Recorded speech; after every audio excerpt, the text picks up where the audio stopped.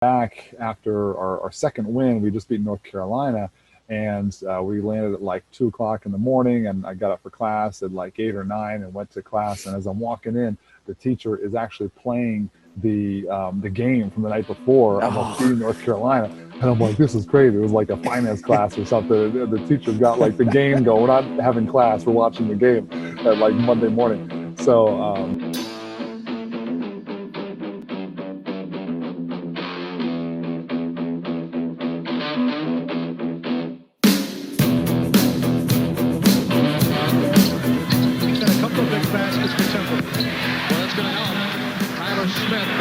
for the shot with any strength. Tyler Smith down in double figures with 11. The trailer by Hurd. Smith and one. Isn't it amazing? Since Haywood went out of the game, Jim, North Carolina has lost all its presence down in the long rebounds. Tyler Smith, one of the biggest shots of his career, buries it. Nice play, can't get it. And Watkins chases it down. And the Penn State Nittany Lions are heading to the Sweet 16.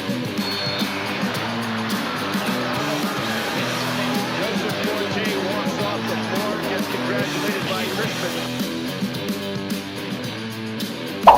What's good is Out on a Limb, hosted by me, Michalesko. I got a very special guest in here today. He was part of the 2001 Penn State Sweet 16 team who made it to Sweet 16 in March Madness of that year. He was a starter, Tyler Smith. Thank you for coming on. hey, thanks so much, Adam. You know, not too many people have called me special other than my mom and my wife. So it's very kind of you to start off that way. Well, you are special, man. Like you did that. You played professionally overseas, and you even wrote a book. Like you've done it a lot. You've done a lot so far in your life, and it's really cool. Oh, thanks, man. Thanks. It's been quite a journey thus far. I turned 40 earlier this year, and you know, done a lot of fun things already, but still a lot left to do, of course. Yeah, no, you're gonna kill it, I'm sure. But I do want to mention first, the camera does not do you justice. Tell everyone how tall you are. Well, I'm 6'8". My dad would always say, because he's 6'6", and so everyone would ask him, especially my friends growing up, Mr. Smith, how tall are you? Well, I'm 5'18", and they'd be like, no, really, how tall are you? I guess I didn't have a lot of smart friends growing up. I mean, I still have people who say 5'12". I hear that sometimes, so I mean, it's very realistic. Yeah. But I'm happy that we're able to do this interview because when I last interviewed you, I'll put that link in the description. Oh, and make sure whoever's listening, make sure you like, comment, subscribe. I got to get that YouTube thing. Everyone does that. But when I interviewed you for my news story, and I'll put the link in the description of this video, that was mainly about Penn State basketball. And I wanted to branch off and go more in depth with you, but my teacher wanted to just focus strictly on Penn State basketball because they were entering March Madness before quarantine. But so a 2-minute package does not do you justice. I'm so happy to have you on for, a little over an hour, so I'm pretty excited about that. Oh, listen, man, it's a thrill for me. I mean, this is a legendary podcast, okay? I mean, the fact that I'm being featured within the first 100, I feel like I'm top 100 material already. You're a good man. You're on that Bibbler top 100. You're going to be my number one so far. But as I like to start all my podcasts, what's your song of the day? What are you vibing to? Oh, my song of the day. You know what? It's a little bit I'm behind the times, but you ever heard of the band OAR? No, I haven't actually. You know, they've got some great songs out, and anytime I'm like, I don't know, just, doing some work, or like I've been rebounding for my 11-year-old, now 12-year-old daughter a bunch outside, I put on OAR. It's like, they're just a really fun band to listen to, just great beats, great lyrics and everything. So OAR, they're pretty catchy. They're big, like, when I was in college, but I wasn't into them when I was in college. So, but they got some good ones. I'll spare you any singing right now. That's not usually my strong point. Although I was in high school chorus. So hey, if you want to sing, this is it's all free range on this podcast. This is the forum. It's an open mic night. Yeah, I will. I'm definitely gonna listen to that right after we get off this. I'm curious what they sound like. But my song is by Sunreal. Can I Get a Witness? It's a more newer song, but it's a little poppy, so it makes it's all right. It does a job sometimes. All right, you're educating me now. I gotta catch up here a little bit and check that out. I'll check it out after. Yeah, he's kind of blowing up a little bit here and there. He's from Canada, so that's him. Ooh, nice Canadian music. Yeah, I almost said Canadian, but yeah. How is quarantine life going for you? What have you been up to? We're doing good, man. It's funny. My family has really gotten into the show Survivor, and Okay. it's in its 40th season. They just had the season finale that they did on Zoom. But we're going back through like some of the other ones. So that's been kind of fun. I've got 3 little girls, 12, 7, and 5, and they are like super into it. So I tell them, listen, if you don't behave, we're voting you off the island. Okay. But that's been cool. Work-wise for me has been really quiet. I work in the operating room with the medical device company. So we work with the orthopedic surgeons and that. Actually had a case this morning, a Saturday morning, got called in. But that's been really quiet because a lot of the hospitals have stopped their elective surgeries. They're starting to get them back up and going now, but it's been a lot more time with the family. So for me, that's been great. You know, I'm usually pretty busy and running around like crazy when COVID is not happening. So this was a good time for us to have more family time, and you know, nobody's killed each other yet in our house, so that's a plus. Hey, that's always good. And I'm gonna hit on more of your job later on in this episode. But 2 things. One, I just interviewed Brian Tripp yesterday for another episode, and he also watched Survivor too. And I feel like that's a big thing. That's what I've been hearing a lot. Survivor is the way to go. Listen, it got so big in our house that my kids were like, somebody's got to go on Survivor, and they all wanted to do it. We're like, listen, you're not even like 16. You can't even drive yet. You're not going on Survivor. And so they said, all right, Mom or Dad, one of you guys has to go on. And so, because at the end of every show, they're like, if you want to apply to be on Survivor, you know, just go to abc.com. And so I'm like, Daddy, you got to do it. Because my wife, Kara, she hates the cold. She wants nothing to do with all that, like living in the woods stuff. I was like, all right, I'll do it. So, and I really like the show. It'd be really fun to, you know, give it a shot. So we made a video with all our free time. We put together like a little 3-minute video. No way. Online, yeah, sent it in. So it's pretty comical. It's like, you know, hey, Survivor, you've never had a slow 6'8" white guy from central Pennsylvania that's traveled around the world and wrote a book. So you might want to think about, you know, having me on. Is it on YouTube, that the video, or did you just submit it somewhere else? No, it's not on YouTube. I just uploaded it directly to their site. I didn't know if I wanted to embarrass myself that much. I figure if I actually get on the show, then I'm willing to like be made fun of, and you can check it out. But well, you know what? I'm gonna when we post this when I post this episode, I'm gonna tag Survivor in the post and be like, you gotta have him on. yes, absolutely. That would be fun, man. That'd be really cool. Well, I'll also apply too. We could be a duo team on there. Holy, oh man, that'd be really fun. That'd be. Really I also got applied to The Bachelor because I need a girl in my life sometimes. Oh yes, dude, you could get on there, man. You gotta have a thing though. You know, you gotta have a thing like. You know what? When the girl walks up. Yeah, well, you know what? Every season I've watched so far, everybody's always about the drama. So like, I'm gonna try to stay in the background, and if there's drama, the camera can pan over to me in the corner. I'll just be waving and like. It'll be my time to shine. Yeah, you'll be like the reaction guy, like we cut away to Adam. Yeah, I'd be like, yeah. what just happened? What is going on? Guys, everybody just chill, man. Everybody just chill. You'll be the chill guy. So when you go into the hospitals, do you have to wear masks and all? Because my dad, he always works in a hospital as well. And like, I mean, you know, Corona's obviously, that's where all the patients go. So like, I guess you got to be very careful with that type of stuff. Yeah, you know, it's funny, when I came home, like I said, all right, girls, before I give you a hug and a kiss, like I'm going to run take a shower. I take, you know, my stuff off, throw it in the laundry, and get cleaned up, you know, just to take extra precaution. I mean, the hospitals are doing a great job. I mean, our hats are off, obviously, like everybody else, to the doctors and nurses and everybody really doing the hard, you know, kind of riskier work these days. But you know, it's just part of my job, and they do a nice job making sure that everybody's really being as safe as possible. And you know, it's just kind of crazy, the world we're living in right now. Nobody would have guessed anything. Oh, 100%. And like, yeah, you're right. Props to everyone, you know, working in the healthcare system. They're kicking butt right now. So hopefully everyone stay safe. But I'm going to talk about first how we met. I believe it was through our friend Cam Ongst. I think he introduced me to you, and we went to a basketball game, I believe, and that's kind of how it started off. And that was your background, so I was pretty happy to have you on. And then actually I asked you to do that interview, and then I think we got a little bit more closer. Like, we're good friends now. Yeah, absolutely, man. I mean, I know you don't want to talk about the real way we met, holding hands on the beach. That's okay. We can talk about that was for my Bachelor clip. I was going to talk about that. Yeah, no, we definitely have like the basketball and sports thing in common. And no, I always enjoy our talks and hanging out, man. It's been great. Yeah, and like I said, I did a news package with you. Oh, look, you got your daughter in the background. There's one of them. There's my little 7-year-old.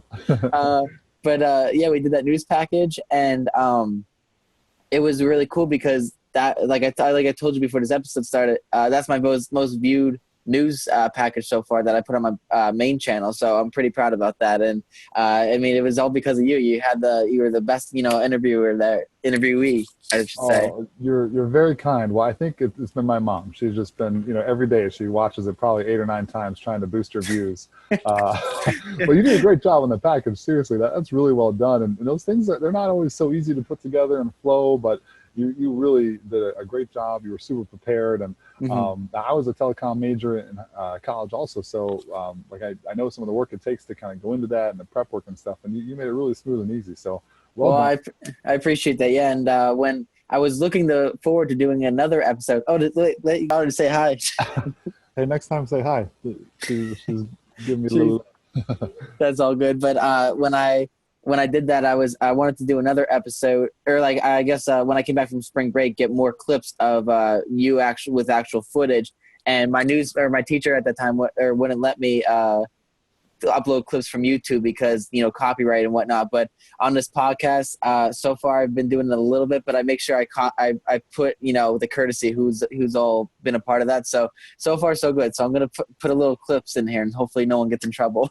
No, you're fine, man. CBS is not going to come out after you. I promise. I mean, you're a big name, so who knows? Oh, yeah. I know. Me and LeBron, man, we're both trending most days. So you kind of hit on what your job is currently. So we're gonna go a little past that. But what do you, I guess we will explain a little bit with your job. You said that you go in hospitals and it's what the company you do. So how did you get involved with that after your whole basketball career? How did you decide to get into that job? Well, it's funny because your skills from playing basketball professionally around the world don't necessarily translate to anything else, unless maybe be getting coaching or scouting or be an agent. And I considered all those options. I mean, it was so much fun to be able to play a game for 11 years all around the world. And I thought, man, it would be awesome to be an agent. It'd be great to be a coach. But every job obviously has its pros and cons, and I'm like, I don't really feel like traveling a whole lot more. I'd like to be able to kind of settle down in one spot because there was so much uncertainty with my job for so long. And so I kind of had 3 criteria that I wanted to meet when I transitioned from playing basketball to a more regular type job. And one was I'd like to be in state college or in the area, so we don't have to move. That's where we had our house, and we'd come back to in the summertime. And then I wanted something that had some nice earning potential, and hopefully something that I could enjoy. And so it had good work-life balance, and I was able to kind of find those things with this medical device job. I reached out to a couple of old guys and not classmates, but a couple of old ex Penn State football players that had been in school when I was in school. And I said, hey, I see you guys are doing something like in the hospitals and medical devices. Like, what is that? And I remember the conversation I had, Justin Kerpakis, he played with LeVar Arrington, Courtney Brown, those guys. Justin actually was in the NFL for about 6 years, won a Super Bowl with Tom Brady and the Patriots. So he's like this big, beast of a guy. And I remember having this conversation with him on the phone, and he's like, well, we do this and that. And I had no idea what he was talking about, he's saying all his medical device terms. And he goes, have you ever been in a surgery before? And I was like, well, my wife's had 2 C-sections. Does that count? You know, he's like, that's good enough. I'll see you tomorrow at 7 a.m. at the hospital. I was like, okay, great.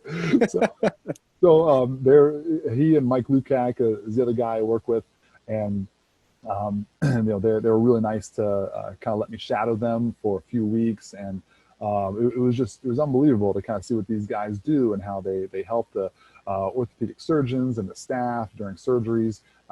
We wear scrubs, but we're not getting all cleaned up and scrubbed in. We don't actually touch the patient, which is probably safer for everybody. Right. We kind of just act as advisors during the surgery, make sure all the instruments and implants are good to go, and kind of help just direct traffic a little bit. But it's a really fun, really challenging job that I've really grown to love. And part of the reason is because I just have great guys around me. I mean, Mike and Justin are so much fun to work with, and just super, super guys, and really, really smart too. So it's been a great transition for me. I've been doing it now. This is my 7th year with the company. It's called Zimmer Biomet. And just really like what I'm doing. Well, you got to tell your friend to go back and play with Tom Brady, just like Gronk did. Tell him to go to Tampa quick and win a Super Bowl. Yes, well, he's won a couple of titles. He doesn't want to brag about it, but the semi-pro team, I think it was up in Du Bois, he was playing, where he had a little success post his NFL career. So there's probably a statue or something of him up in Du Bois. That's hilarious. So was it a hard transition from basketball life to get into, essentially like a hospital work atmosphere now? Was that like a hard transition to get into? Yeah, I mean, it was in the fact that I really had no idea what I wanted to do after basketball was done. And I mean, I'm looking at like all job options. I'm like, maybe I could be a wedding videographer, like, because I had done like, video production stuff in college. And I was like, maybe I'll start a business, or maybe I'll, who knows, man, like drive an ice cream truck. Like I was wide open to doing all kinds of things, but I didn't really have like a set, okay, I'm definitely doing this. And so I said, let me start out with this medical device stuff and jump into it and run. And I mean, it was hard. Like I wasn't a pre-med major, so I'm like, well, I've hurt all those parts of the body, but I don't really know, everything that I need to or want to for this job yet. So it was a lot of just time and hard work going into learning what it takes to do this whole new career and actually bring value to all the people I work with and the doctors in the hospital. That's awesome. So I'm sorry, I don't know if you can hear my dog in the background. He's barking a lot, and it was I don't know why. I thought you were woofing at me for a second. I'm woofing at no. If you want me to, I should give it a try. But so what? I mean, that's really cool. But like, let's take it a little step back now. What made you start to get into basketball? Essentially, when did you start getting into that? When I was a kid, I just always wanted to be playing sports. From the moment I was like 2, 3, 4-year-old, my dad's got like pictures of me in the driveway hitting tennis balls with a tennis racket and kicking the soccer ball, and he put a hoop up in our driveway. And so I love sports. I love playing it, whether it was just with my buddies, playing pickup football at the park, or I actually was really into tennis early on too. Really? Yeah, up to like 10, 11, 12 years old, I played a ton of tennis. We lived in Georgia for a few years, and the weather's nice year round, so I would just play for hours and hours, went to all kinds of camps. And then we moved up to Chicago and, just really I kind of got a little bit burnt out at tennis, but still loved soccer and baseball and basketball and football. And so I played them all. It's funny, my parents wouldn't let me play football for so many years because, they have weight limits and you'll just be on the offensive line. You're just going to get hurt. But I love playing football. So finally they kind of, they gave in. And by my sophomore year in high school, they let me play.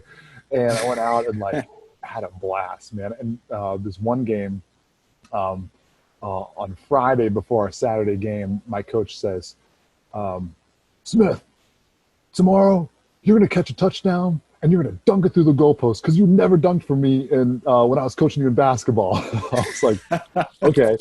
And meanwhile, like, we never threw the ball. I was a tight end. Well, sure enough, he calls his play. They throw it to me. I score a touchdown. And I dunked it through the goalpost, and the referee like flags me for like excessive celebration. It was and my coach loved it. It was hilarious. That is awesome. Like, I wanted to play football when I was younger as well, but my mom never let me because I was always about baseball, and like I almost played that year round. So she never wanted me to get hurt, and I was like, oh, like I definitely would have liked to try football. I mean, I feel like you would have been a stud tight end though. Like, I mean, you're tall enough. Oh man, I mean, I'm a huge target. Like in baseball, I played first base and pitcher, and even like shortstop and stuff. I was like the tallest shortstop ever, like 6'7" shortstop in high school. But mostly I was like pitcher at first. And man, if you couldn't hit me at first base as your target, then you should probably find There's something wrong with you. So, when did you actually hit your growth spurt? Then when did you grow? I never had a growth spurt, oddly enough. I was always just like this really tall, just steadily growing kid, just always kind of off the charts. And I remember being in sixth grade in junior high, and I was taller than like all the teachers. Like, it was crazy. But at like eighth grade, I was about 6'4". By freshman year, I was 6'6", and then 6'7", 6'8". Yeah, so I mean, I was always just kind of a tall kid. And fortunately, like I didn't have too much like awkwardness in terms of coordination, so that always kind of helped. But yeah, I mean, it was I was always just kind of a big kid. Well, I mean, nowadays, if you were a high schooler that tall, I'm sure there would have been YouTube close to value, and ESPN would have picked you up and be like, ESPN top 100. This kid's gonna be a stud. That's well, what it would have.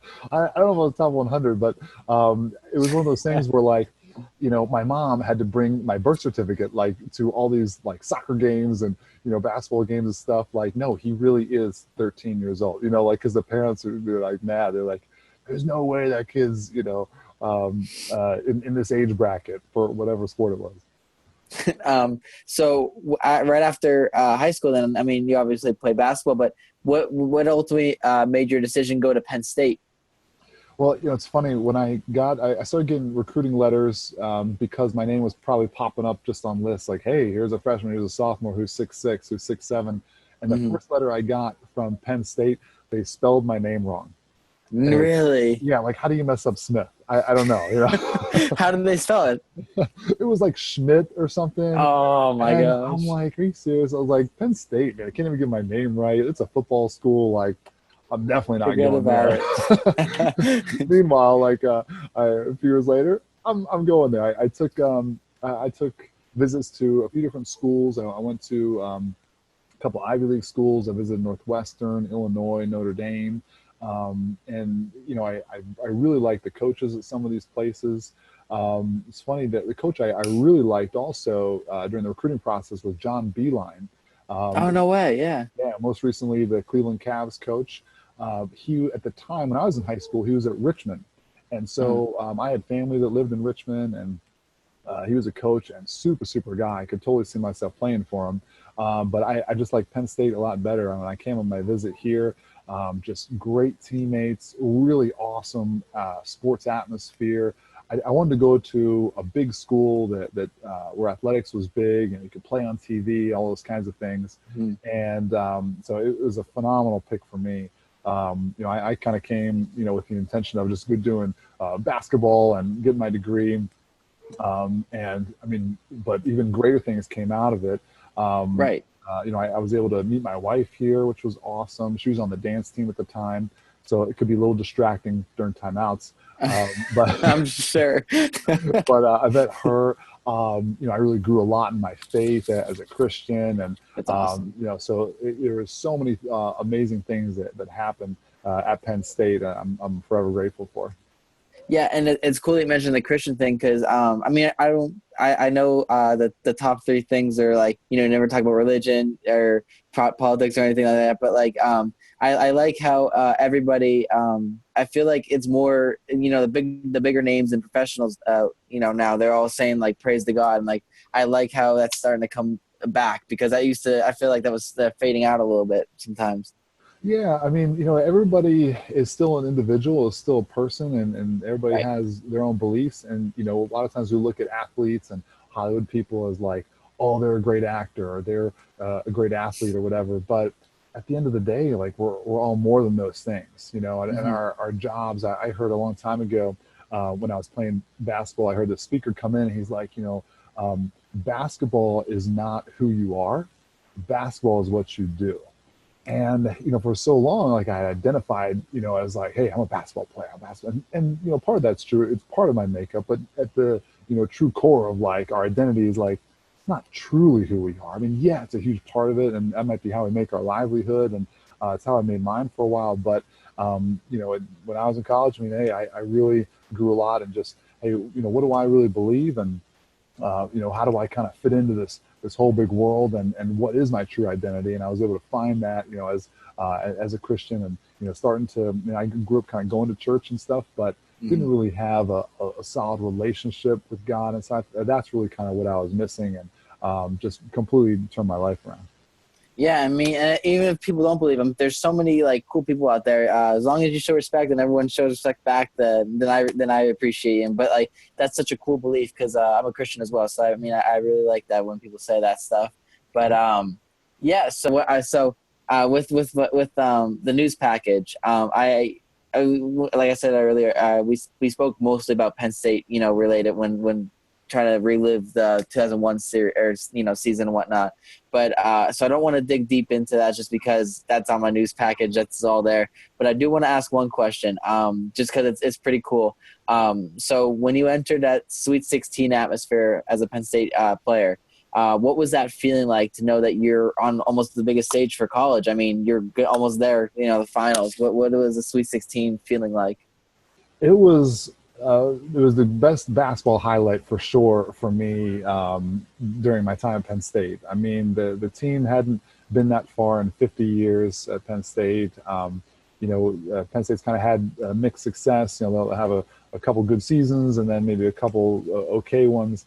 And so for me, I remember walking into the stadium for our very first game, and just there's March Madness banners everywhere, and you're just feeling and thinking, we are doing this, man. We were playing in March Madness, because it's such a big thing. Everybody watches it all around the country, and to actually kind of be there participating in it was such a thrill for us. So I mean, and the story I'd love to tell is when I came back after our second win. We just beat North Carolina. And we landed at like 2:00 in the morning, and I got up for class at like 8 or 9 and went to class. And as I'm walking in, the teacher is actually playing the game from the night before about beating North Carolina. And I'm like, this is crazy. It was like a finance class or something. The teacher's got like the game going. We're not having class. We're watching the game at like Monday morning.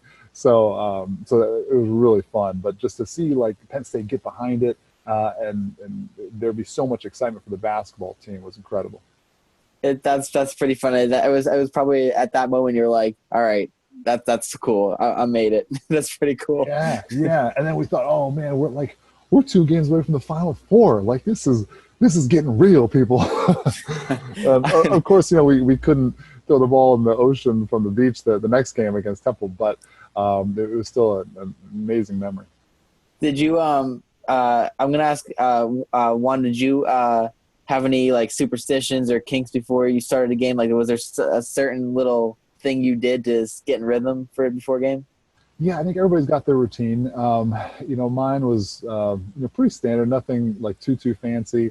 I mean, I can remember even going through layup lines. Like I would do layup, free throw, 3-pointer, like just kind of little things that just kind of helped get you in the flow and helped you just kind of get squared away for the game.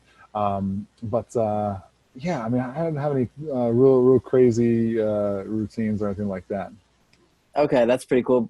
Do you stay in contact with your former teammates then from that team? Yeah, I do as much as I can.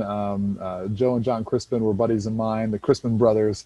Anytime people hear that I play for Penn State, like Penn State, I'm like, yeah, Crispin brothers, and they're like, oh yeah. Oh right. Because they were the crazy ones that would like shoot from half court and get yelled at by our coach a lot.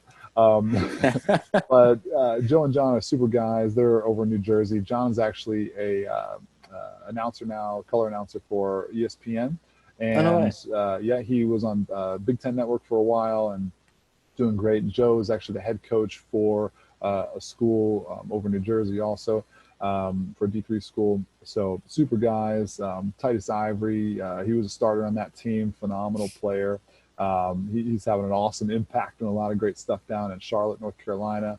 Mm-hmm. But yeah, I keep in touch with all those guys, and they will sometimes come back up this way for different reunion type stuff. We usually have a Coaches versus Cancer event where we do a golf outing and fundraiser here at Penn State that they'll come back for. So for me, it's so easy because like I'm here, I don't have to go anywhere. You know, but these guys they'll travel back in for alumni day and stuff. But it's a great family to be a part of.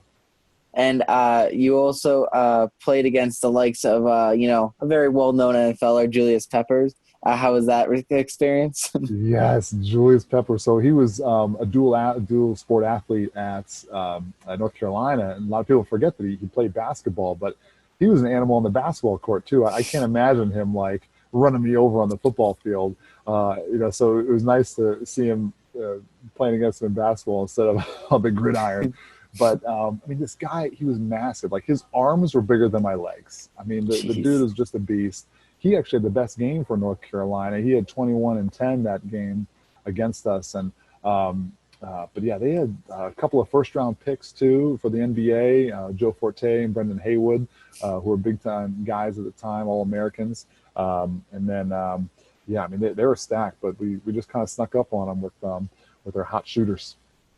Well, I'm sure if you were to play in the NFL with that, 6'9" or 6'8", 6'9" frame, tight end, you would have been a stud against them. I'd be lining up on the other side of Julius, probably every play. So this is just off topic. I just wanted to say, I love your personality. Like, it's just ever since I met you, it's always been, bubbly, happy, and I like that because I like to be like that as well. I just wanted to know, how do you always keep that positive mindset and personality you have? I think part of it's my makeup and just kind of the way I am. But, part of me too, I've always believed we don't control very much in life, right? I mean, Mm-hmm. and I always feel like you control two things. You control your attitude and you control your work ethic. And so, I can wake up every day and I can control those things. I can decide, you know what, I'm going to have a better outlook today than I did yesterday. And, things aren't going well. I can't control many circumstances at all, whether I'm, the coach is playing me in a sport or if my boss is, giving me promotion or whatever, but I can always control how hard I work and the effort I put into it and then how I choose to approach it. And, too, when I was playing overseas, you talk about really being out of control. I mean, you don't even have control if a team pays you or not. So there was multiple teams that they wouldn't even pay me when they were supposed to. I'm like, listen, we got a contract here, and they say, oh, domani in Italy. That's tomorrow we pay you. Oh. And you show up and the apartment that I was living in is like a tiny little, smaller than a dorm room, nothing in it. You're lucky to maybe have a TV there, and of course none of the channels are going to be in English, but it's this thing where you just have to kind of smile at some of this stuff. I mean, life is pretty short, right? I mean, it goes by quick, and you look back on a lot of these years and you're like, man, things are flying by, and if I'm not enjoying and embracing this ride, it's going to be over, and I don't want it to be a wasted life. So I think when you can really just look at stuff and say, hey, at the end of the day, you got to be able to look back and just laugh at a lot of this stuff that's going on in our lives, because we can't control any of it. It doesn't mean you don't take part seriously, because of course you should, but it's important to, I think, be able to really look at life and embrace whatever journey you're on, because you're the only one that gets to live it. I really like that. I like to always say everything happens for a reason in life, and even though it may not work out in your favor sometimes, I feel like it's always good to look at, the positive side of maybe that downtime. Anything you look at positive, that's why I like to say everything happens for a reason. If there's that positive side, that's where you kind of drift to, and, you're like, oh, that's true. But I do like that, those points you mentioned. It's really cool. So after college then, I know you told me in the past that you did something with the NBA, like what was it, a summer league or a training camp or something? But did you try to pursue NBA, or what happened there? Yeah, when I first came out of college, I was not NBA material. I mean, I was just lucky to get a contract playing overseas. I mean, I had good size and I had some skills and stuff, but I was on nobody's NBA radar. And I then played 4 years overseas, and I went to a China draft camp. And what China used to do, and I'm not sure if they're still doing it now, probably not, but they would bring like 80 to 100 guys to the woods in Oregon, and they had this little training center there, and they would put on a week-long draft camp. So you basically like do drills, play games in front of all the pro China teams, and all these coaches and scouts were there and everything from their league. And I played well there, and a guy named Rick Barry, if you remember, he's the guy that did underhanded free throws years ago. Yeah. And like he's a NBA Hall of Famer. I mean, he's a stud. So he was there, and he was really, really kind to me. And I'll never forget this line he said. He's very strong opinion guy, and I love him. But he goes, "Tyler, it is a shame you are not playing in the NBA right now." And I looked at him, I thought he was messing with me for a second. I was like, really? Like, yeah, I agree. You know, like, what are you going to say? Thank you. And he's like, I'm going to make some calls for you. I'm going to call Pat Riley. I'm going to call Jerry Sloan, and we're going to see if we can get you a workout. I'm like, you're amazing. Like, That's can I awesome. hug you? I don't know you, but can I hug you? You know? And so anyway, he did that, and he called these teams and called these guys up, and I was able to get a workout with Utah Jazz. I flew out there, had a 3-day workout, and I thought it went well, but like, you really didn't know. It was right before training camp started for them. Mm-hmm. And they said, we'll let you know after 3 days. And well, it was, my time was done, and I'm looking around like nobody said anything to me, and I was like, I guess I'll just show up the next day, and maybe they're just going to kick me out, or maybe they'll ask me to stay. I had no idea. So I show up, and they're like, oh, hey, thanks. Yeah, hey, do you want to stay for training camp? I'm like, yes, I want to stay for training camp. Can I stay forever? I'll just sign forever. How about right now? Sign a max contract. Yeah, max minimum deal. How about that? I'll do a max minimum deal for as long as you'll have me. So I stayed for training camp, and that's kind of where you want to be, because if you're at training camp, you want to maybe like 17 guys, and then they'll keep like 14 or 15 depending on their situation. So I get to be part of them for like about a month or so, not quite a month with the Jazz.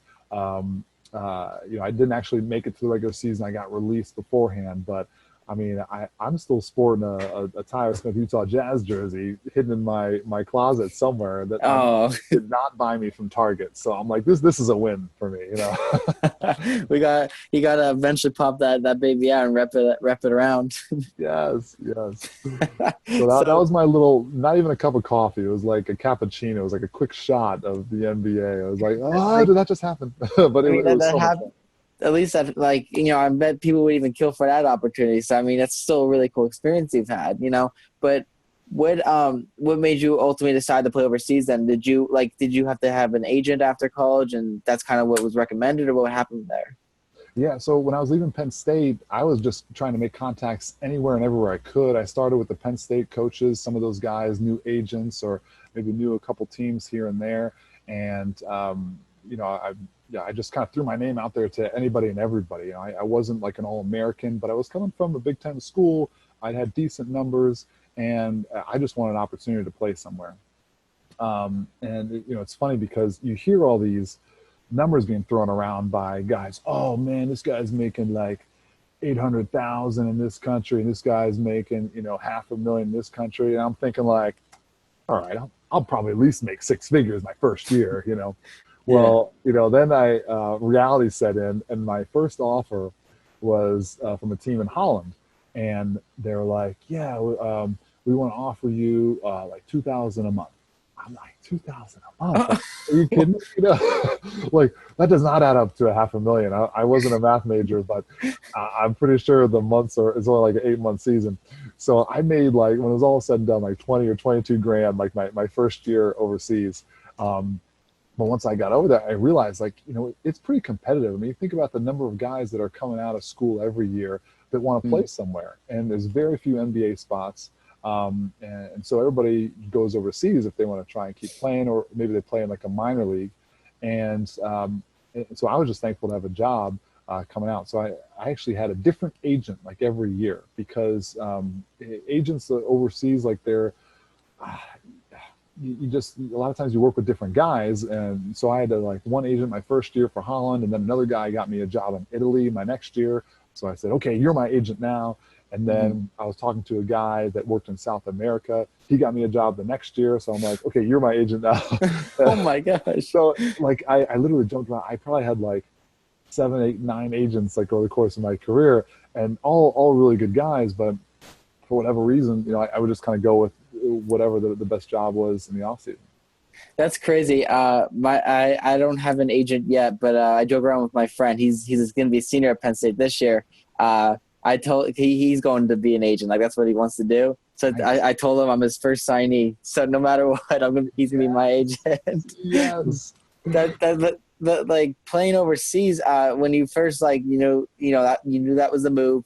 Were you like nervous at all? Like, it's a whole different side of the world. And different languages and whatnot. Were you worried about any of that going over?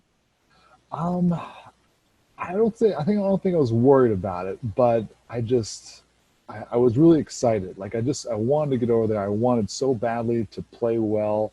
I wanted so badly to, fit in and really be a great representative of the U.S. and of, being a Christian, that kind of thing. Because, I felt like if I'm going somewhere, everyone has a different idea of like, what an American is. And some of it's like not so favorable in different parts of the world. And so, I wanted to, at least kind of play my part, and just being the very best, the hardworking guy I could be with whatever team I went to. And so I was really fortunate. I don't really have many stories of places where I was like, gosh, this place was miserable, I would never go back there. I mean, I played in third world countries and first world countries and everything in between, it seemed. And, everywhere I went, it was just, it was unique and different. I mean, I started out going to Europe for a couple of years, in Holland and Italy, and then it was in South America for a couple of years, and Uruguay and Argentina, and then had the little NBA stint for a minute. I did the G League at the time. It was called the D League, which was hilarious because all those guys, they all think they should be in the NBA. I'm like, well, there's a reason you're here and not in the NBA. I mean, many of the guys that had some NBA experience and would go on to play in it, but none of them were going to be all-stars. We're all essentially like kind of role players trying to find a spot. And then landed in Japan for like 5 years. When in Japan, like, I blend in so well in Japan, as you might imagine, right? It's like the blonde guy, fair skin, and but Japan was awesome. And then my last stint was in Thailand, actually.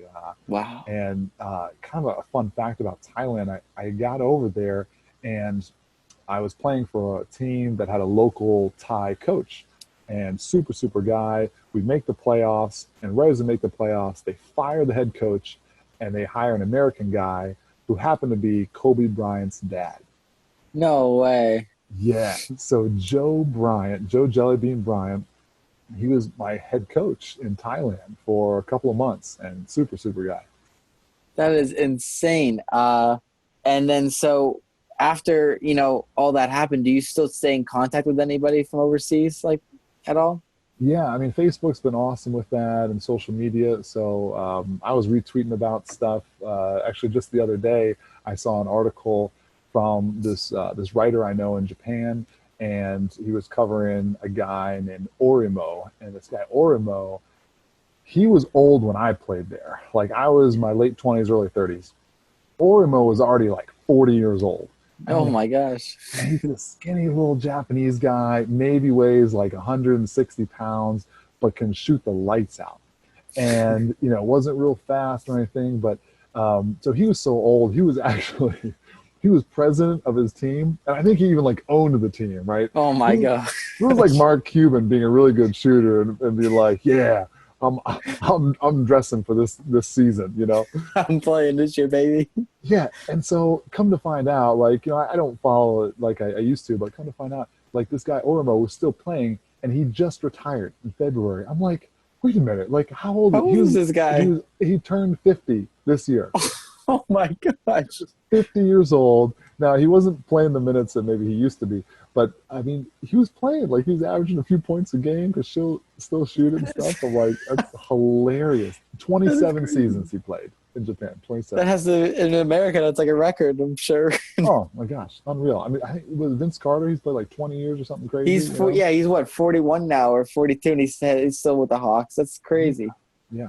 So add another decade onto that, and that's your Japanese buddy Orima. Oh my gosh, that's insane. But like, so, I mean, that's just all crazy stuff that you can't even wrap your mind around. But this question, I feel is gonna be very interesting to you, or I'm interested to hear your answers. But so after playing overseas for so many years, I'm noticing a new trend with a couple of young players coming out of college, or before right after high school, they're opting to play overseas rather than stick an NCAA and then try to do a one and done, try to enter the draft. So, in your opinion, after doing all that for so many years, what do you think of that trend? Like, do you agree with that or no? That's a great question.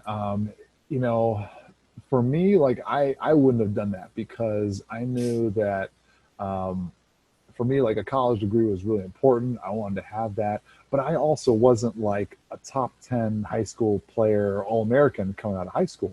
But I can see if you're one of those guys and you're projected like, hey, he's going to go to Duke or UNC and be a one and done guy. And maybe these guys are like, I'm tired of school. Like I don't want to go to class. I want to go make some money. And, they're not going to get their degree anyway. I mean, if you go to college for 1 year, you're really going for like one semester because at the end of your second semester, you're into after March, you're going to do workouts and stuff and flying all around. So you'll probably just have like one semester of class. Now, it's a lot more comfortable for guys going to college because you're around people your own age and, you're being recruited to, everybody speaks English around you, the food and everything, everybody's taking care of you. If you go overseas, that's a whole different kind of education. So, I give big props to those guys who are able to go overseas and do that because you're talking 18, 19 years old, you're playing against grown men and nothing is familiar or comfortable in your life right now. So that's really hard to do. Now the G League is actually paying guys pretty well. And you see some of these guys start to go to the G League now and make some legit money. I'm like, that makes sense. Like if I was a top 10 guy, I know I'm not going to go to school for 4 years. Like just jumping right to the G League makes sense, because your window to do to play pro basketball is very small. And so you want to be able to accelerate your training and your talents and abilities, as fast as you can so that you have a shot to make the NBA and really, take your talents as far as you can take them. So I totally get those guys that are going to go make some good money right off the bat. Because right now guys are going to college because there was no other option, and the funny thing is, I think back when I was playing in the G League, the contracts were 3 set salaries. It was $12,000, $18,000, or $24,000, and you were only allowed to have 2 $24,000 salaried guys on a team. And so most of our guys are making like 12 and 18 grand. And they're like, man, I could be making 50 grand a month overseas, and here I am. But we were all trying to make the NBA. And so it was worth it to kind of play for less money. But now like the NBA is really seeing a lot of value and, hey, we can pay these guys more and keep more of that good talent at home. That's like, it's just so interesting to me. Like, and I'm curious to see what the trend will be in, next couple of years, if that tends to be a more thing and like maybe, hurts NCAA a little bit. So, I mean, you never know, but you kind of hit on my next question that I was going to ask, but I'll put it in a different term now. So say you were, coming out of high school this year, would you have considered playing overseas now, or would you still want to get that college education? Am I like a top 10 guy, or am I like the same normal like my count, my level coming out? let's say your level. All right, yeah. So if I'm my level, I'm going to go to school first. You know, for me, I still needed time to develop, and I was a good high school player, and you know, good. I grew up in the suburbs of Chicago, and I was, you know, pretty good for that area, but I still had a long way to go and to grow. And you know, when I was in high school, I was 6'8", but my coach would not let me leave the paint, right? So I was like all inside. I caught the ball. I wasn't allowed to dribble. This big accent, Tyler, when you catch the ball, just turn and shoot it. I was like, okay, coach. Schwarzenegger over there. Yeah, yeah. But he had this raspy voice because he'd been yelling at kids for the past 40 years of his life. I thought maybe he went as a smoker, possibly. We all joked he was a smoker. He didn't smoke at all. He's a really healthy guy. So I was nowhere. When I came to Penn State, all of a sudden I went from being a center and a 5-man to a 3-man. And I was guarding guys like Michael Redd, who played in the NBA for a long time, was an all-star, Morris Peterson, who was at Michigan State and then NBA. And now those guys smoked me, but I had to transition to, you know, being able to guard and play a different position. And then after a couple of years playing the 3, I went to the kind of 4-5 roles, more of a stretch forward. That really that's kind of where I found my sweet spot. That's awesome. So after you know you played all these years, I noticed, or I knew that you made a book, and I saw you giving a giveaway on your Facebook page a couple of weeks ago. So what made you ultimately decide to write a book? I mean, that's just so cool. There are so many crazy stories that happen when you're living and playing in foreign countries. I'm like, people are not going to believe this stuff. Like you're really not. And when I was at Penn State, one of the alumni, Pete Lisicki, who's a great shooter for Penn State years ago, he would write emails to our trainer. And so we'd be getting taped up in the training room, and our trainer would come out just dying laughing from his office. I'm like, what's so funny? He's like, you're not going to believe these stories Pete Lisicki has. You know, these teams like not paying him, and when they do pay him, they pay him in cash, and he's got all his money in a freezer and a brown paper bag and all that stuff. And so I'm like, that's hilarious. So I started writing emails to my friends and family when I went overseas, and all this goofy stuff that was happening. And you know, I remember we went to when I went to Uruguay to play. We went to an away game, and I'm like, hey man, I gotta use the bathroom. There's no toilet paper in here. They're like, oh Tyler, man, you gotta bring your own toilet paper. I was like, bring your own toilet paper. I'm like, where are we? You know? And so just goofy stuff like that, like, you know, all my friends back home, they're in their early mid-20s and regular jobs and stuff. Like they're not having to go in and fight management to get their paychecks every month, you know? And so just silly stuff like that. And so I'm writing these emails over the years, and a couple of people are like, you know, you should write a book. I'm like, I don't know. Well, by the time I was about maybe 31 or 32, my career is winding down. I'm like, man, it would be so much fun to put these stories together. Probably only my mom is going to read it, but it'd be fun to at least have, like, for my girls sometime to read these stories. And you know, if I could get it published, that'd be the icing on the cake. But whatever. So I wrote them all down, and you know, I took it to a couple publishers, and they're like, no, and a couple agents, they're like, no. And then I just hit the right connection with this one publisher, and he's like, so do you have an agent or anything? I'm like, no, not for a book. Like, I've had it for basketball, but never for a book. And he's like, you know, it's like unheard of. Nobody like gets published like without an agent, but like we want to publish your book. I'm like, sweet, you know, let's go. That's awesome. So I was really fortunate, and it was like, for me, it was such a real fun goal to see realized, that and actually see it like on the bookshelves of Barnes and Noble. I'm like, yeah, like there I am next to Krzyzewski and, you know, Jordan and LeBron and stuff. So I would like take a picture of it, you know, and be like, you know, just a couple of legends, you know, hanging out on the shelf of Barnes and Noble. So, well, like, what, like, did you have someone like re-edit? Like, did you have an editor for the paper or the book, or was that all you, like, just, you know, you wrote it all out? So I wrote every word, and then when I said my goal is to just get one draft down. So I took a whole year, and I got the whole first draft, and I was like, okay, I knocked it out. Now let's revise it some. And so I hired a guy that had been a writer for ESPN and the Chicago Tribune, and he was great. He helped me, tighten some things up and bring it even more together. And I thought I was all ready.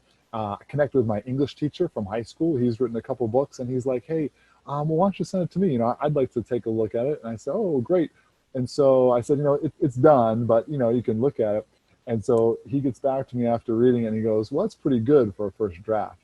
And I'm like, "First draft, man, I thought it was finished, Yeah. So I went through it again with him. He was really kind and gracious to, give his time to go through it with me, and made it even better. So, after a couple of revisions, it finally came to be. But it was published a couple of years ago, 2017, and but yeah, it's we'll always have the stories now. That's so cool. Can you imagine if you had like smartphones back in the day and recording all that stuff? That would have been insane. Oh yeah, yeah, and You, it really helped having like all these emails to kind of look back on, and that was kind of like my journal or my man diary, for lack of a better term, right? So that helped trigger a lot of thoughts, and I had like a lot of dialogue and conversation and stuff in the book. So that was really helpful to kind of be able to look back at. Hey, don't sleep on the man diaries. The journals are a very cool thing to do. I love doing that stuff. They are, man. It's a lot of fun to look back on it. It is funny. So I guess did you ever consider doing like an Audible, like reading the book and then selling it that way as well, or what have you done with the book? Just put it in on shelves or online? Yeah, so you can get it like on Barnes & Noble. You can get it in most Barnes & Noble stores. I have a website, Called for Traveling is the name of the book, and it's calledfortraveling.com. I have copies and stuff myself, but I'd love to do an Audible one. So if you figure out how to do that, man, let me know. Hey, we're tagging Audible in this post as well. That's right. Audible, I'm coming for you, baby. You need this book. I'm gonna put a link in the description for that book as well, because I mean that's gonna be a hell of a book. I mean, I know you did a giveaway a couple weeks ago, but maybe you'll do another one in a couple more weeks or something. Who knows? Yeah. Oh yeah. Well, listen, I got a few reviews on Amazon, and I haven't gotten any haters out there yet. So once I get a few haters, then I know I've really made it. Then you really made it. What made you decide to do a giveaway then? Were you just like, I want to promote this more, or was it just for fun?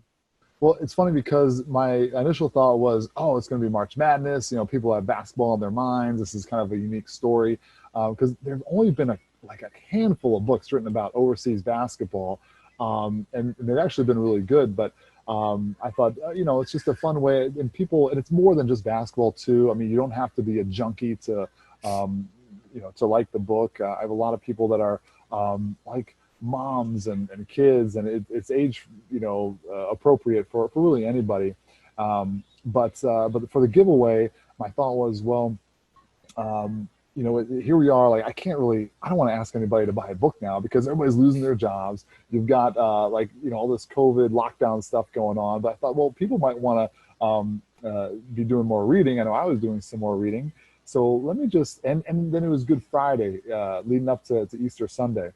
Here's one of my little friends. Yeah, there's another one. I was just going to say. Yeah. Victoria, you want to say hi? Say hi. Hello. That's Victoria. She's my awesome little 5-year-old. She's our little tornado. Let's go, Victoria. She wants some gum. So the answer is yes. Just don't get it in my hair.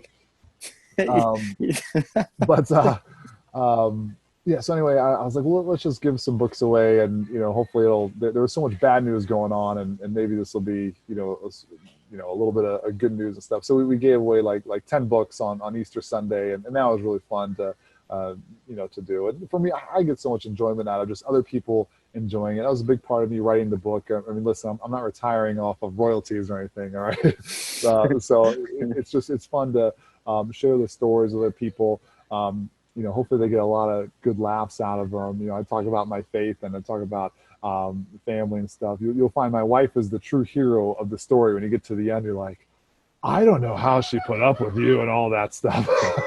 Yeah, I don't either. She's an angel. I'm gonna buy the book when we get off this call. I think I'm really interested to hear all these stories. I have a special, only $100 for you. I got a copy for you right here. Only for 100? That's a steal. Yes. Boom. There you go. That's a steal. It looks like it's backwards on my screen, but I don't know. There you go. Call for travel. It looks good there. But I mean, after this episode gets over 1 million views, you're gonna end up retiring off royalty checks. That's what's gonna happen. Oprah's going to have me on next, then Ellen. It's going to get out of control. So it could be a package deal, though. We can go on together. Hey, well, I'll be fine with that. So, in your opinion, I want to take it off of you a little bit and, give your little self a breather about talking about yourself. So, what about Penn State's basketball team this year?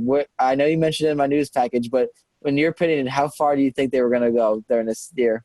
Man, how fun was it to watch those guys this year? I mean, like it was amazing. Game, it was like, they won like 8 in a row or something at one point, and, beating all these teams. They won up at Michigan State. I mean, they were a top legit team this year in the country. And I was so proud of those guys and really happy for Coach Chambers, Lamar Stevens, and the whole squad. But, I think for sure they could have gotten to the Sweet 16. I mean, I think they win their first game, is like they were projected to be anywhere from maybe like 5th to maybe 7th or 8th, depending on how they would have done the Big Ten tournament. And then, the second game, they could have won for sure, got the Sweet 16. And then from there, it's like, I mean, your confidence and momentum is just building as you're winning these games. So, I mean, they could have gone to the Elite Eight. They could have, who knows, man. They play the right way, the way they've been playing. Why not a Final Four? So, they had so many good tools this year. They were a good shooting team. They had great inside presence. I mean, it was a really, really fun team to watch. And it just blows my mind of like all the years that this would happen. They finally get there, Yeah, like why not have this happen like, my senior year when we were like 7-21, like that's the year when it should happen.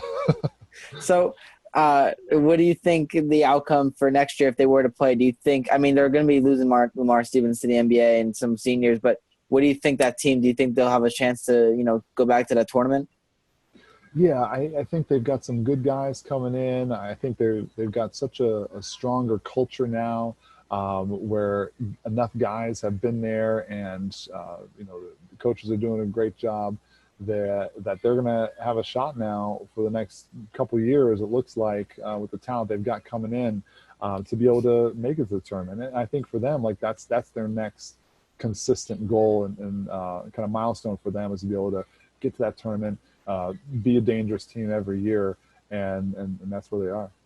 Yeah, and I agree, and I hope they do well because I mean it really sucks. This year I was so excited to see what's going to happen. But in terms of you playing basketball, still, when I was talking to Brian Tripp yesterday on this, when I put that episode out, he was like, oh yeah, because I told him that I'm going to be talking to you next, and he's like he's still playing rec leagues. I was like he knew that you're still playing rec leagues, and I was like yeah, I was like so, but I gotta ask, can you still dunk today? So I get asked that a lot by like younger kids because I'll coach my daughter and her teams. They're like, "We want to see you dunk. We want to see you dunk." And I'm like, "All right, now listen, I can still dunk, but you will not be impressed, right?" Their impressions of dunks, like what they see on ESPN Top 10 every day, and then like they see me do it, and they're like, "Oh, yeah, all right, never mind." I mean, you did it. Technically, yes, by the dictionary, that is a dunk. So I was never a high flyer to begin with.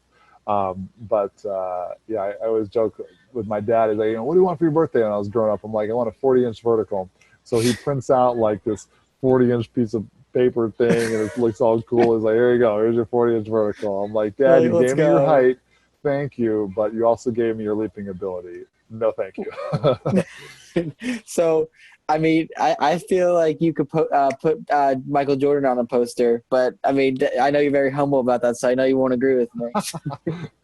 Oh no, Mike's on all his own posters, man. My posters are.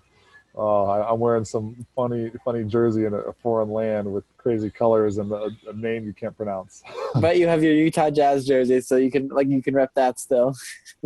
Yes. But speaking of Michael Jordan, have you been watching the Last Dance documentary by any chance? Oh, I think I might be enjoying that documentary more than like anyone on the planet. It's amazing. It's so good, right? Mm-hmm. And I grew up outside of Chicago in the 90s. And so like that was like our world, man. The Bulls were like the biggest name team. You got the biggest name in the world, Michael Jordan. And we lived like not that far from where these guys practice. So they practice in Deerfield at a place called the Berto Center. And I lived in Lake Bluff, which was maybe like 20 minutes away from there. And, Bill Cartwright, he was a center on the first 3 championship Yeah. teams. So his son was in my high school class. No So, way. we're huge Bulls fans growing up and everything. I remember one Halloween, we were like, let's go to Jordan's house, like we'll go ding dong, like, hey man, trick or treat, let's get some candy from Michael Jordan. Well, being the really brilliant, high school kids we were, there was like 8,000 cars thinking the exact same thing. Like, so we didn't even get close. And then somebody's like, he's on a road trip. They're like out in Boston or something. I was like, oh, all right. That is so funny. Yeah, but it was my other claim to fame is I babysat one time for John Paxson's kids. So John Paxson was a great shooter for that team. Yeah. And a bunch of these guys lived in Lake Forest, right next to where we did. And so I babysat for his kids once. I didn't actually meet him, but I babysat for his kids. Well, if you, this is late notice, but I know after, because the last 2 episodes are tomorrow. And my other friend who's really into the documentary like I am, because like I've watched every second of it so far. I couldn't get enough of it. It's great. Oh, yeah. I was going to make an episode with him talking about The Last Dance and like kind of, looking back on it. Because like, that's a little – I grew up kind of when it was the end of his era. Like I grew up in that Last Dance season pretty much in 97. But it's so like we don't know everything. So – but that's why I was going to put that episode out, like saying what we didn't know. But if you want to be on the episode, that would be awesome. Cause like you have experience, Hey man, whatever you want to do, I'm happy to jump on again. If, you need some content, man, I can be your guy. But for me, it was such a fun time. And I can remember like we'd be playing baseball games in the spring and early summer. And that's when playoffs are going on. And all the dads are like, looking at their watches. They're like, yo, this better not go into extra innings. All right. Because the Bulls are on tonight, all right? It was such a different atmosphere, and that's why. And I just love seeing that documentary because I'm a big believer that my friend won't want to agree with me because he loves LeBron James, but I think Michael Jordan, is probably by far the all-time greatest, and like just the stuff he went through, like after seeing that documentary, it was just like insane to me. Like I'm like I felt so bad. After that last episode with his dad, I didn't realize he actually got killed. I thought I knew he passed away, but I didn't know, I never looked into it. But like, he just went through a lot of stuff, and it was just amazing to see, Yeah. The story around him is so fascinating, and he's such a fascinating guy. And there's not a more interesting documentary out there. And I love that they made it into 10 episodes. So it's not just like, hey, it's a 1 hour thing and you're done. Like, there's no way you can tell his story in that. So, you could probably make this into like 20, 30 episodes if you wanted. But, yeah. What an awesome job they did. And they were like sitting on this footage for 20 years too, which is kind of cool. And they're like, I read some article, David Silver was like, hey, hang on to this footage. Like when the time is right, like it's going to be amazing. And it is. Yeah. And I heard, I think I'm going to bring this up in that episode too, but I heard that he decided to put it out right when LeBron James was doing the parade for the Cavaliers when they won the finals. And that's when he gave it the A-OK to do it. And it was like, everyone thought that was pretty interesting timing. It definitely was not a coincidence. So Jordan said that? He gave Jordan finally gave the A-OK right after LeBron won it with the Cavs. So it was pretty interesting. Well, and anybody who's played sports and likes to compete, you just got to love this guy's competitiveness and his drive. And it is really inspiring, So like hearing that story from you is really cool because it just goes to show like that competitiveness hasn't gone away, Just he wants to prove he's the best. Yeah. Yeah. He's like, keep the name relevant. Yeah. You guys think LeBron's the best? Let's go back in time and remember a couple things that I might've done. Yeah, and it's so cool. And you have links to that Bulls team, but you also have links to another legend. With Kobe's dad and all. Did you ever get to meet Kobe himself personally? No, I never did. But funny enough, my high school teacher was a guy named Rob Pelinka, actually Bob Pelinka, and that was the father of Rob Pelinka. So Rob is the general manager now for the Lakers. But he was Kobe's agent for his whole career. No way. And so Rob went to my high school. He's older than I am, so he was there a few years before. But really, really super guy. I looked up to him too because he played at Michigan, and he played with the Fab Five, believe it or not. So he was the sixth man on the Fab Five team. And and if you go back and look at like the North Carolina game when Chris Webber calls that timeout, Rob, he had like a monster game that game. He had a bunch of threes and everything. But anyway, so I never met Kobe, but obviously like anybody else heard like all the stories about him and stuff from guys who played with him and whatever. And yeah, man, just an intense guy, kind of like Jordan. Yeah, and they, I mean, I wish they could have called it the Fab Six then. You know what I mean? He just missed the cut on that number. But with Kobe, I heard that he gave like the most exclusive access you can give, more than this like Last Dance for his last season, and so no one knows if that's going to come out or not. But that's what I heard, and so I'm curious to see, in a couple of years if that was to come out, and what they would do with that footage. Oh yeah, that would be monstrous too. I mean, like he's got such a great legend behind him as well, and just what a shame that he passed the way he did so young. Yeah, and it's so upsetting. There's still stuff coming out about that. I just saw that the autopsy on the pilot for that they came out yesterday and said that he had no drugs or alcohol in the system. So, and no one knows what happened. And I feel like there's gonna be more and more coming out about that. They said it's gonna take a little bit to investigate all that. So, but just so upsetting. Yeah. What a shame, man. And just amazing the impact that he had as well, and on so many people. I mean, Michael Jordan, speaking and his funeral and just tearing up over it. I mean, this is that hits home hard. You never know in life. I mean, like we were saying before, like it's such a just a quick. It's like a breath, right? And life is gone, and so. We got to enjoy the time we have here and make an impact and make a difference where we can. And he certainly did that. Yeah, and that's where it kind of relates back to what you were saying, like always have that, positive mindset. Because, like, I mean, you never know. But, prayers out the Kobe's family. I mean, I just still feel bad about that. But nearing the end of this podcast, it's been a little bit, so I apologize for that. This happened with Brian yesterday, too. It's just been been a good interview again. But one piece of advice you can give to young basketball players out there who are, still listening to this podcast, what one piece of advice you can give to them? Oh, man. Just one. All right.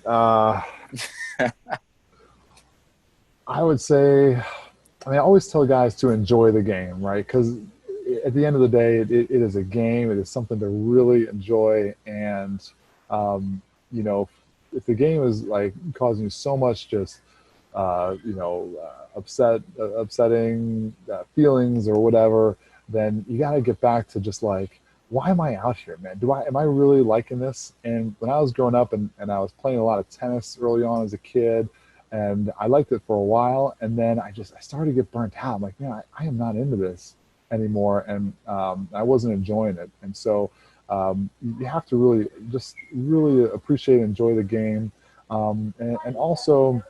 I think just kind of being willing, if you are a player that's really trying to make that next step, making your next team or get to that next level, to just be willing to just sacrifice everything and really go for it.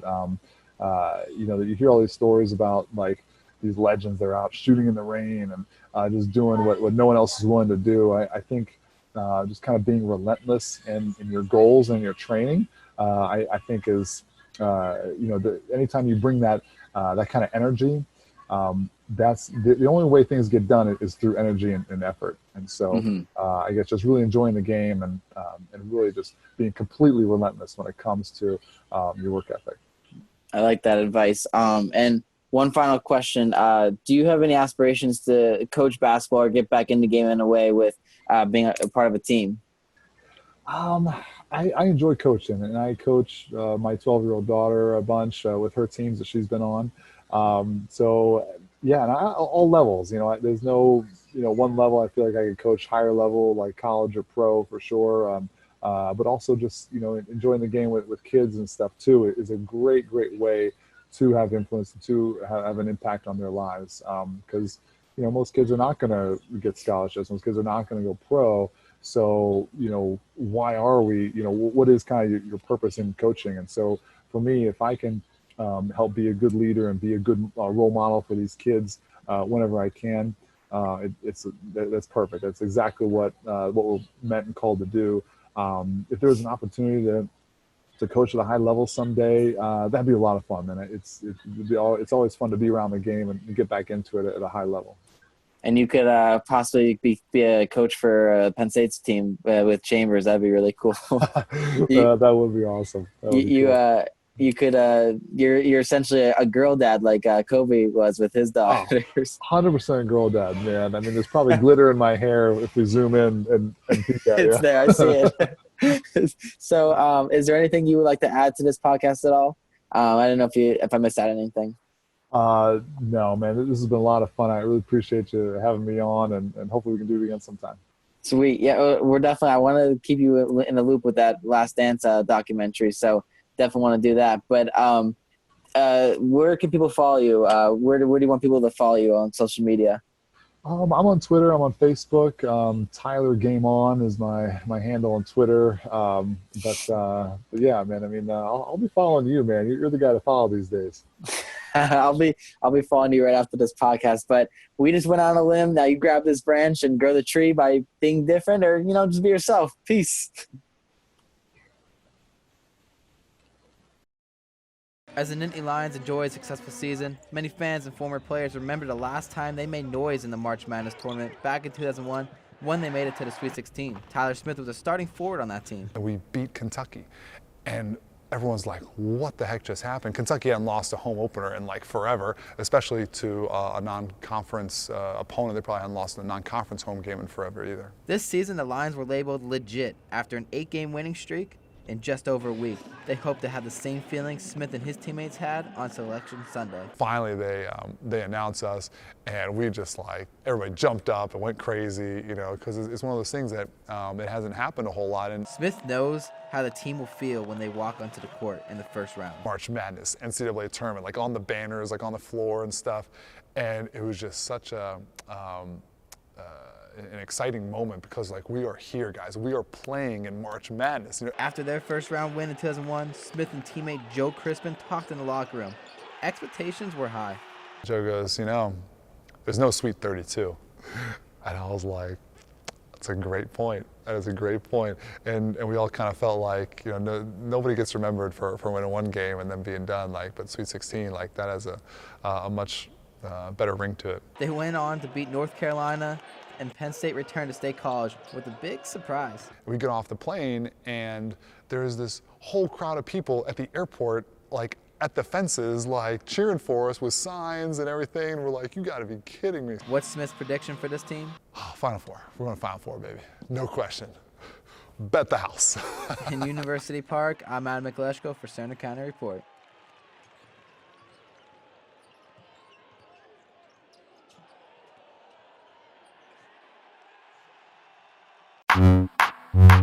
Mm-hmm.